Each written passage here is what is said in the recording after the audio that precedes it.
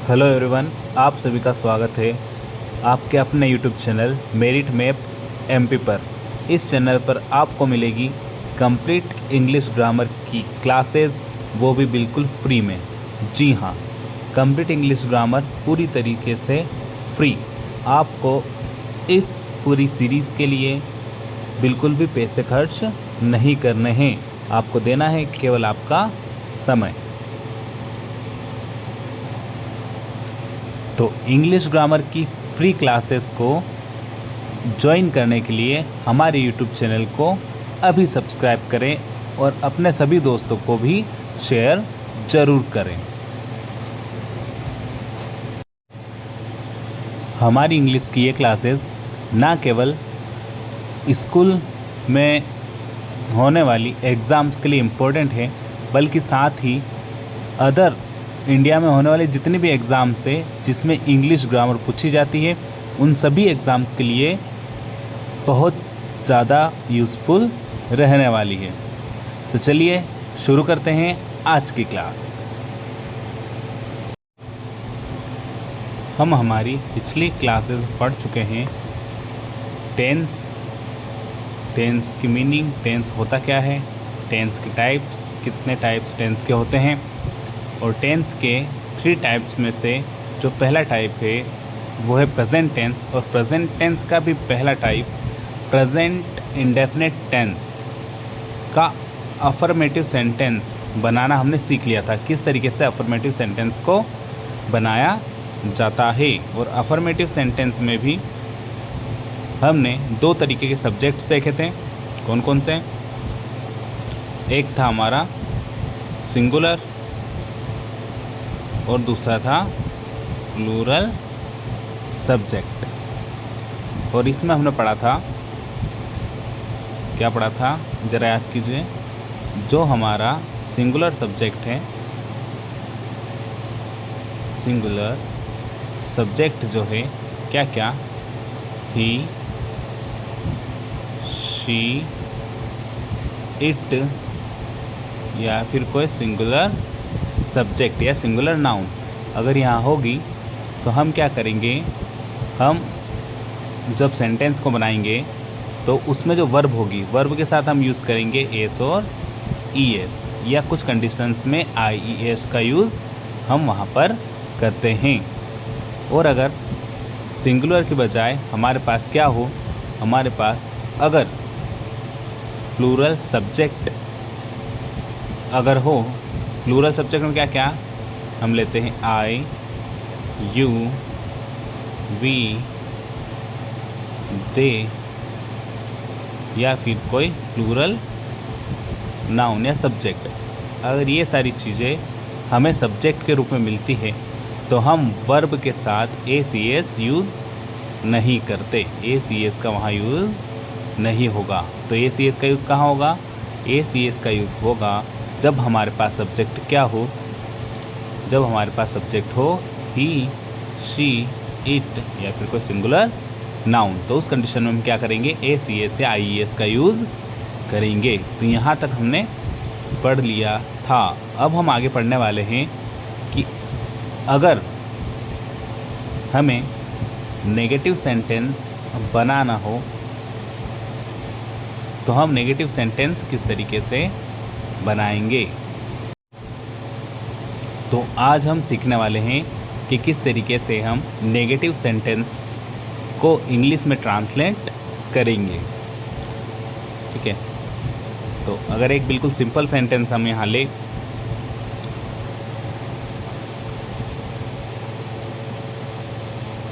मैं किताब नहीं पढ़ता हूँ, मैं किताब नहीं पढ़ता हूँ। तो यहाँ हमें सेंटेंस में दिख रहा है कि यहाँ किस चीज़ का यूज़ हुआ है, यहाँ नहीं का यूज़ हुआ है। तो किसी भी सेंटेंस में अगर ये वर्ड जुड़ जाता है नहीं, तो इसका मतलब जो दिया गया सेंटेंस है वो कैसा सेंटेंस होगा, वो एक नेगेटिव सेंटेंस होगा। तो जिस तरीके से अफर्मेटिव सेंटेंस बनाने के लिए हमारे पास एक पूरा स्ट्रक्चर था वैसा स्ट्रक्चर हम यूज़ करने वाले हैं कहाँ, हम यूज़ करने वाले हैं नेगेटिव सेंटेंस के लिए भी। तो चेंज क्या आएगा, तो पहले हम रिवाइज करते हैं कि जब हमने क्या बनाया था, अफर्मेटिव सेंटेंस जब हमने बनाए थे तब स्ट्रक्चर हमने क्या लिया था। ठीक है, तो मेरे साथ अपनी कॉपी में लिखिए या फिर ऐसे ही दोहराइए। क्या था सब्जेक्ट प्लस वर्ब, और वर्ब के साथ क्या यूज़ करेंगे, एस या ई एस। किस कंडीशन में, उस कंडीशन में जबकि सब्जेक्ट क्या हो, सब्जेक्ट हो सिंगुलर नाउन। उसके बाद लास्ट में हम क्या यूज़ करते हैं, लास्ट में हम यूज़ करते हैं ऑब्जेक्ट। तो अफर्मेटिव सेंटेंस के लिए हमारा क्या स्ट्रक्चर था, सब्जेक्ट प्लस वर्ब, उसके साथ ए सी एस प्लस ऑब्जेक्ट। अब अगर हम चाहते हैं कि हमारा जो सेंटेंस है वो हमें नेगेटिव बनाना है, इसको हमें नेगेटिव में ट्रांसलेट करना है या कन्वर्ट करना है, तो उसके लिए हम क्या करेंगे, तो हम यहाँ करेंगे सब्जेक्ट प्लस एक चीज़ यहाँ पर बढ़ जाएगी जिसे हम बोलते हैं हेल्पिंग वर्ब। इसे हम क्या बोलते हैं, हेल्पिंग वर्ब। ये जुड़ जाएगी, प्लस साथ में क्या रहेगा, सारे एज इट इज़ रहेंगे। क्या, वर्ब प्लस ऑब्जेक्ट, क्या जाएगा, वर्ब प्लस ऑब्जेक्ट। ठीक है, सब्जेक्ट, फिर यहाँ पे क्या चीज़ बढ़ी है, यहाँ पे एक चीज़ बढ़ गई है जो कि क्या है, हेल्पिंग वर्ब। जब भी हम नेगेटिव सेंटेंस बनाएंगे तो क्या होगा, हेल्पिंग वर्ब हमको यहाँ यूज़ करनी पड़ेगी। ठीक है, बाकी वर्ब और ऑब्जेक्ट ऐसा कैसा रहेगा, साथ में वर्ब का हमें ध्यान रखना है कि जैसे हम अफर्मेटिव में वर्ब के साथ ए सी एस लगा रहे थे, वो ए सी एस का यूज़ अब यहाँ नहीं होगा। ठीक है, तो चलिए बनाते हैं सेंटेंस और इसको और अच्छी से समझते हैं। तो हमने सेंटेंस लिया था, मैं किताब नहीं पढ़ता हूँ। तो अगर हम स्ट्रक्चर को फिर से एक बार यहाँ लिखें तो हमारा स्ट्रक्चर क्या बना था, स्ट्रक्चर था सब्जेक्ट प्लस नई चीज़ क्या जुड़ी थी, नई चीज़ जुड़ी थी helping verb, subject plus helping verb plus verb as it is plus last में क्या बचा था, लास्ट में बचा था ऑब्जेक्ट। ये क्या था, ये हमारा स्ट्रक्चर था। अभी हम यहाँ बात करें हेल्पिंग वर्ब की, तब हेल्पिंग वर्ब होगी क्या, तो जो हेल्पिंग वर्ब यहाँ हम यूज़ करते हैं किसके लिए, हर एक टेंस में हम अलग अलग हेल्पिंग वर्ब यूज़ करेंगे। तो इस टेंस में जो हम हेल्पिंग वर्ब यूज़ करना जाएंगे, जो यूज़ करने जाएंगे वो क्या है, वो है डू या डज। या तो हम डू का यूज़ करेंगे या फिर हम किस चीज़ का यूज़ करेंगे, डज का यूज़ करेंगे। ठीक है, तो अब डू डज का यूज़ भी कहाँ करेंगे, तो डू का यूज़ हम करेंगे उन सारी जगहों पर या उन सब्जेक्ट्स के साथ जिन सब्जेक्ट्स के साथ हम ए सी एस नहीं लगा रहे थे, यानी कि जो प्लूरल सब्जेक्ट है उनके साथ हम क्या यूज़ करने वाले हैं, प्लूरल सब्जेक्ट के साथ हम यूज़ करेंगे डू का। और अगर सब्जेक्ट कैसे होंगे, सब्जेक्ट होंगे सिंगुलर। सिंगुलर मतलब ही शी इट या कोई एक सिंगुलर नाउन या सिंगुलर सब्जेक्ट, तो उस कंडीशन में हम क्या यूज़ करने वाले हैं, उस कंडीशन में यूज़ करेंगे डज का। ठीक है, तो देखिए ये जो हमने सेंटेंस लिखा है, ये सेंटेंस क्या है, ये सेंटेंस है मैं किताब नहीं पढ़ता हूँ। तो अब यहाँ पर मैं है, मैं को हम क्या कंसिडर करते हैं, मैं को हम कंसिडर करते हैं एज अ क्या, एज अ प्लूरल सब्जेक्ट। तो इसके साथ क्या हमने ए सी एस का यूज़ किया था, ज़रा सोचिए, रिवाइज कीजिए। तो आई यू वी दे और जो प्लूरल सब्जेक्ट है, ठीक है, उनके साथ हम क्या यूज़ करते थे, बताए,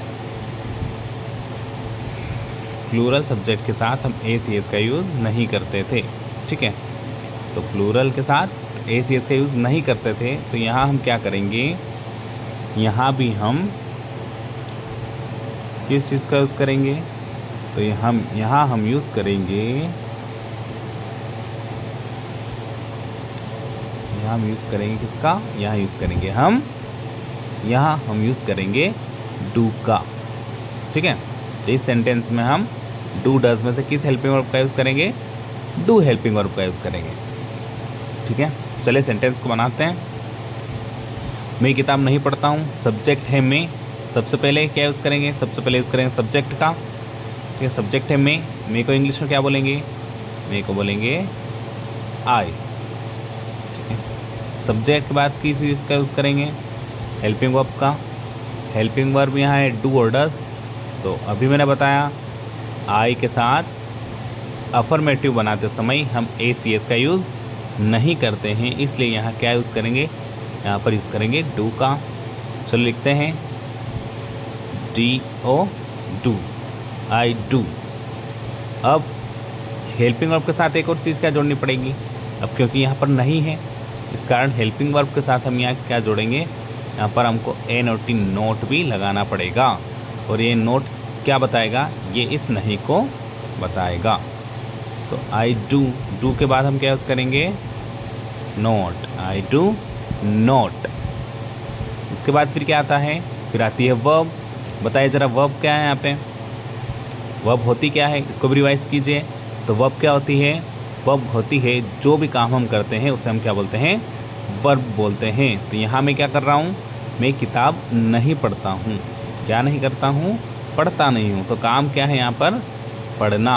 तो पढ़ने को इंग्लिश में क्या बोलेंगे, पढ़ने को इंग्लिश में बोलते हैं READ, रीड। रीड मीन्स पढ़ना। तो क्या बनेगा, आई डू नॉट रीड। अब मैं नहीं पढ़ता हूँ, लेकिन क्या नहीं पढ़ता हूँ वो बताना भी कंपलसरी है। तो लास्ट में जो है वो क्या है हमारा ऑब्जेक्ट। तो ऑब्जेक्ट यहाँ पे क्या है, किताब है। ठीक है, यहाँ पे मैं लिख दूँगा BOOK, बुक। ठीक है, बुक। अब बुक क्या है, एक सिंगुलर है, तो यहाँ पे आर्टिकल यूज़ करेंगे जो कि क्या है, ए। बताना पड़ेगा कि बुक जो है वो कितनी है, एक बुक है। तो I do not read a book, मैं किताब नहीं पढ़ता हूँ। ठीक है, तो यहाँ पर हमारा सेंटेंस कम्प्लीटली बन चुका है, मैं किताब नहीं पढ़ता हूँ, I do not read a book. ठीक है, ये इसका ट्रांसलेशन होगा। इसके बाद अगर हम एक और सेंटेंस लें, फॉर एग्ज़ाम्पल मैंने यहाँ एक सेंटेंस लिया, वह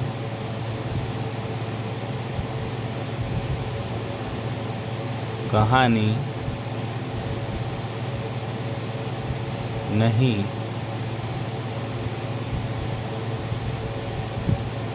सुनाती है। ठीक है, वह कहानी नहीं सुनाती है। तो इसको हम इंग्लिश में कैसे बनाएंगे, वह कहानी नहीं सुनाती है। तो वह यूज़ हो रहा है किसके लिए, फीमेल के लिए यूज़ हो रहा है, लड़की के लिए यूज़ हो रहा है। तो यहाँ पर हम क्या यूज़ करेंगे, यहाँ पर हम वह की जगह क्या लिखेंगे, वह की जगह लिखेंगे शी, SHE शी। ठीक है, सब्जेक्ट क्या है हमारा, शी। वह कहानी नहीं सुनाती है।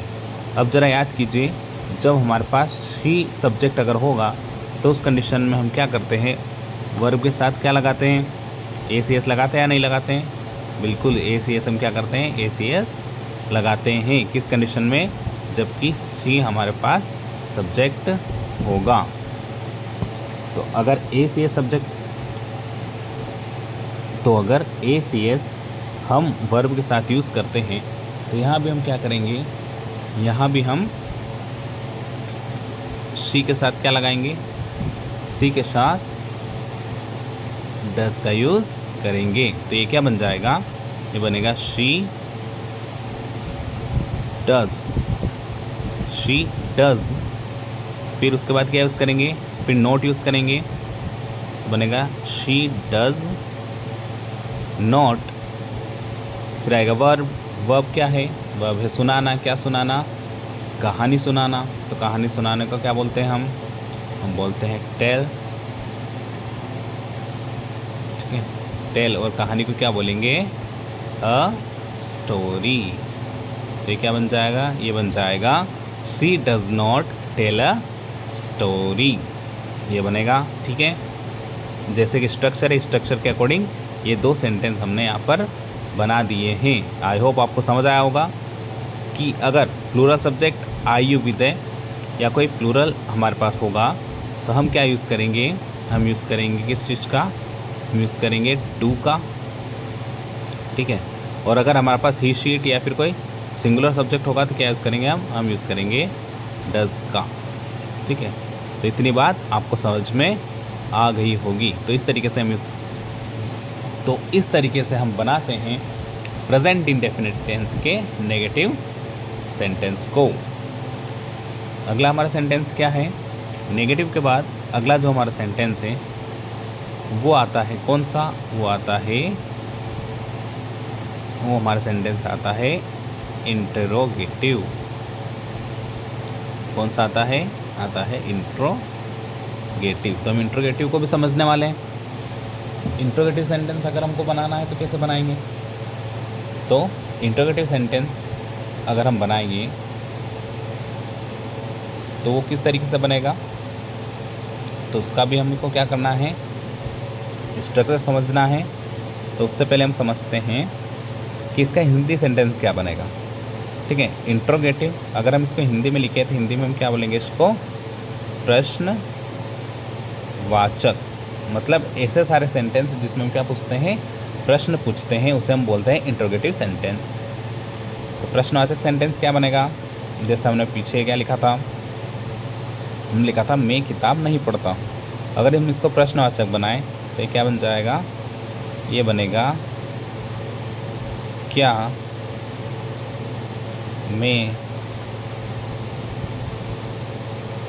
किताब पढ़ता हूँ। क्या बनेगा, क्या मैं किताब पढ़ता हूँ। ये स्ट्रक्चर हमारा बनेगा, यह हमारा हिंदी सेंटेंस बनेगा, ठीक है। तो अब हमारे स्ट्रक्चर में क्या चेंज आएगा, ज़रा ध्यान से समझिएगा। स्ट्रक्चर में हमारे चेंज आएगा क्या, जो नेगेटिव सेंटेंस हम बना रहे थे, इंट्रोगेटिव सेंटेंस का जो स्ट्रक्चर होता है उसमें जो हमारी हेल्पिंग वर्ब होती है वो आ जाती है आगे, ठीक है। सबसे पहले किस चीज़ का यूज़ करते हैं, सबसे पहले यूज़ करते हैं हम हेल्पिंग वर्ब का, हेल्पिंग वर्ब। उसके बाद फिर क्या आता है, उसके बाद फिर आता है सब्जेक्ट, फिर जो वर्ब होती है वो, और उसके बाद क्या आ जाता है, उसके बाद आता है ऑब्जेक्ट, ठीक है। और क्योंकि ये एक इंट्रोगेटिव सेंटेंस है तो लास्ट में हमें क्या लगाना रहता है, हमें क्वेश्चन मार्क कंपलसरी लगाना रहता है, ठीक है। आपको स्ट्रक्चर समझ आ गया। चलो अगर आपको स्ट्रक्चर समझ आ गया है तो हम इसको क्या करते हैं, इसको ट्रांसलेट करते हैं। तो इस स्ट्रक्चर के अकॉर्डिंग अगर हम सेंटेंस बनाएं तो सेंटेंस क्या बनेगा, सबसे पहले हम किस चीज़ का यूज़ करेंगे, सबसे पहले हम यूज़ करेंगे हेल्पिंग वर्ब का, क्योंकि यहाँ पे सब्जेक्ट क्या है, मैं के साथ हम ए सी एस का यूज़ नहीं करते हैं, इसलिए हम हेल्पिंग वर्ब क्या लेंगे, हेल्पिंग वर्ब लेंगे हम डू, ठीक है, डू। फिर हमको यूज़ करना है सब्जेक्ट क्या है यहाँ पे, सब्जेक्ट है सब्जेक्ट है मैं सब्जेक्ट है, तो ये बनेगा डू आई। वर्ब क्या है, वर्ब है पढ़ना, रीड करना, तो पढ़ने को इंग्लिश में बोलेंगे रीड, तो ये क्या बनेगा, डू आई रीड। फिर है ऑब्जेक्ट क्या है यहाँ पे, किताब है, बुक है, तो ये क्या बन जाएगा, ये बन जाएगा do I read a book, ठीक है। तो इस तरीके से क्या बनेगा, हमारा इंट्रोगेटिव सेंटेंस बन जाएगा, ठीक है। एक और एग्जांपल लें, जो हमने पहले लिया था वही एग्जांपल लेते हैं। क्या एग्जांपल लिया था हमने लिया था वह कहानी नहीं सुनाती है, तो इसको इंट्रोगेटिव बनाएंगे तो हम लिखेंगे क्या, मेरे साथ बोलिए, क्या वह कहानी सुनाती है, क्या वह कहानी सुनाती हैं। तो इसको इंग्लिश में क्या बनाएंगे, क्या बनेगा, सेम स्ट्रक्चर। स्ट्रक्चर को ध्यान में रखिए। स्ट्रक्चर क्या था, सबसे पहले हेल्पिंग वर्ब यूज़ करना है।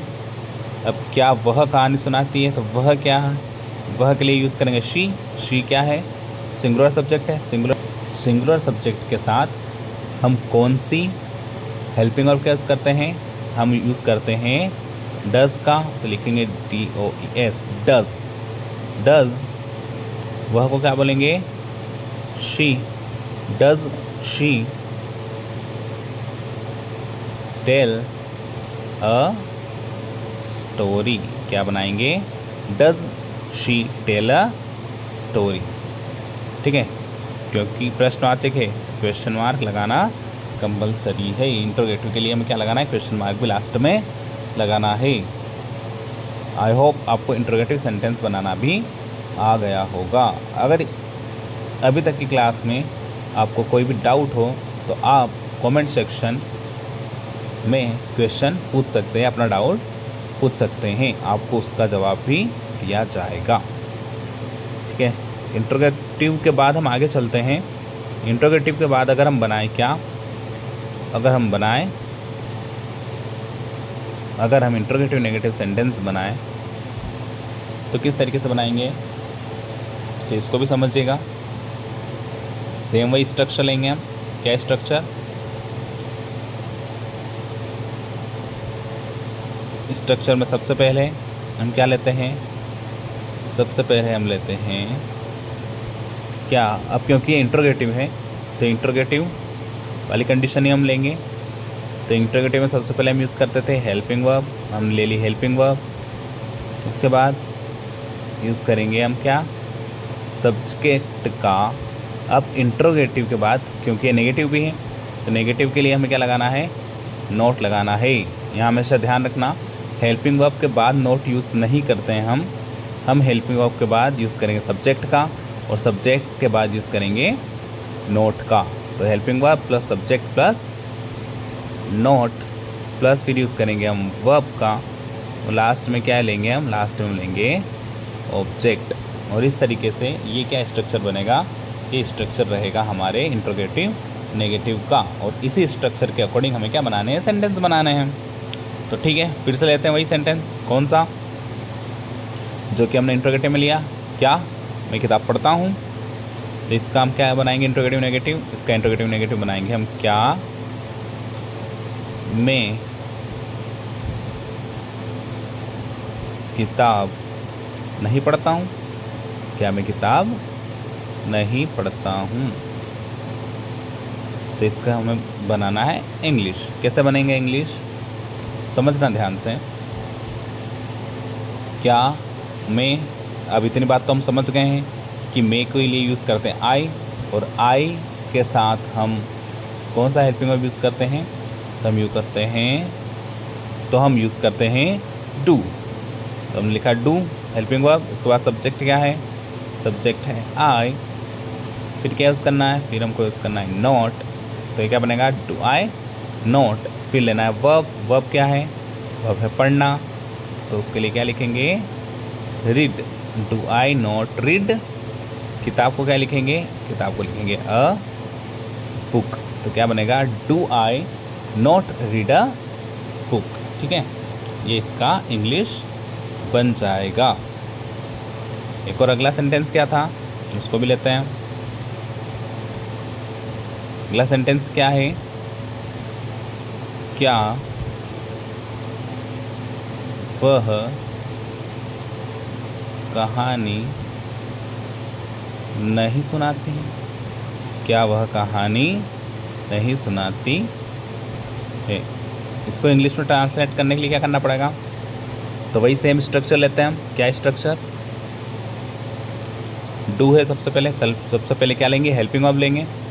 तो अब यहाँ वह है, वह मतलब शी। तो शी के लिए हम क्या यूज़ करते हैं, तो शी के साथ हम यूज़ करते हैं हेल्पिंग वर्ब डज। तो हमने लिख दिया डज। वह को क्या लिखेंगे, शी। तो क्या बनेगा, डज शी। वर्ब सेम वही, क्या, टेल। अब क्योंकि यहाँ पे डज शी, उसके बाद क्या लेना है, नोट लेना है, तो नोट लिखेंगे डज शी नोट, फिर वर्ब है, वर्ब ले लेंगे, और टेल, सुनाने को बोलेंगे टेल, और लास्ट में ऑब्जेक्ट जो कि क्या है, कहानी, तो लिखते हैं यहाँ पे अ स्टोरी। तो ये क्या बन जाएगा, ये बनेगा does she not tell a story. और यहाँ पे भी किस चीज़ का ध्यान रखना है अपने को कि क्वेश्चन मार्क हमको लगाना ही, ठीक है। तो ये क्या बन गया, does she not tell a story. क्या मैं किताब नहीं पढ़ता हूँ, क्या बना, do I not read a book, ठीक है। आई होप आपको यहाँ तक भी चीज़ें समझ आ गई होगी। तो हमने अभी तक क्या पढ़ा, अभी तक हमने पढ़ा कि किस तरीके से हम जो प्रेजेंट इंडेफिनिट टेंस है, ठीक है, कौन सा टेंस, प्रेजेंट इंडेफिनिट टेंस जो है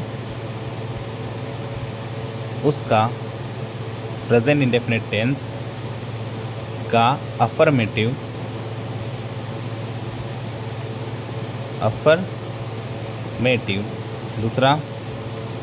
दूसरा क्या बनाया हमने, इसका बनाया हमने नेगेटिव, तीसरा क्या बनाया, तो तीसरा बनाया इसका इंट्रोगेटिव,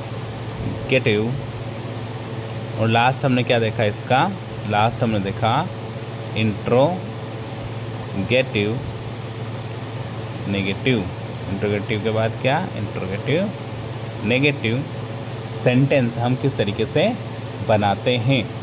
तो हमने प्रेजेंट इंडेफिनिट टेंस के चारों ही प्रकार के हमने जो सेंटेंस है वो बना लिए हैं, ठीक है। तो आपको समझ आ गया होगा कि किस तरीके से हम प्रेजेंट इंडेफिनिट के जो सेंटेंस रहेंगे उनको हम ट्रांसलेट करने वाले हैं, या डायरेक्टली हम किस तरीके से उन सेंटेंस को कंस्ट्रक्ट करेंगे।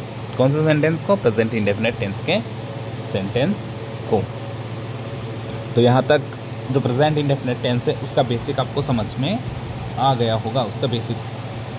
तो हमारी अगली वीडियो में हम क्या करने वाले हैं, तो हमारी अगली वीडियो में हम क्या करेंगे, प्रेजेंट इंडेफिनिट टेंस के जो सेंटेंस है जो कि एग्ज़ाम्स में आए हुए हैं उन सेंटेंस की प्रैक्टिस करेंगे। तो अभी तक जो हमने पढ़ा है उनको आपको क्या करना है, अपने कॉपी में नोट करना है और उसे आपको रिवाइज भी करना है। जो रूल्स हमने यहाँ पर लिखे हैं, जो स्ट्रक्चर्स हमने लिखे हैं, उन स्ट्रक्चर्स को आपको याद करना है और अगली क्लास में उनका यूज़ करके आपको उन सेंटेंस को कंस्ट्रक्ट करना है। तो मिलते हैं हमारी अगली वीडियो में, तब तक के लिए गॉड ब्लेस यू ऑल।